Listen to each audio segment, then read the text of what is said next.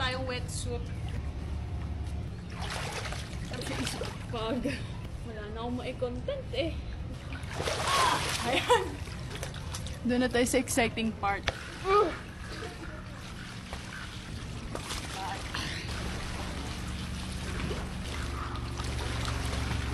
Gilisril. Let's visit the resident clownfish at Starboard Dive Resort. Masarap naman talagang mag-dive pag umuulan. Medyo makatilang talaga yung jellyfish at planktons. And kita nyo din sila, nagtataklob sila ng bibig kasi talagang doon kayo i-sting ng mga yan. Bale, libreng lip filler daw yan sa mga gustong magpagawa ng labi nila. And mahirap talagang mag-line training pag maraming ganyan kasi ang hirap mag-relax. Pero masasanay ka na rin siguro pagka palaging ganito yung situation.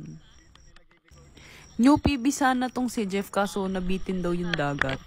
Ready dive! Hagalig na yung baha. Grabe ka! Nilulubog mo ako dyan! Ayaw niya doon sa planktons. Ano masasabi mo sa rainy dive? Makate. Makate. Tapos na yung line training natin today. Usad din ka sumabagal. Ayaw ni Baba. Mukha ako. Pagod. Nakakapagod pala baka dito pa kulikatin. Kahit naka-dive food, hindi talaga makakaligtas sa mga planktons at jellyfish na yan. Ito, nasampulan pa nga. Sige, takluban mo na yung bibig mo hanggang doon sa pampang. Bye!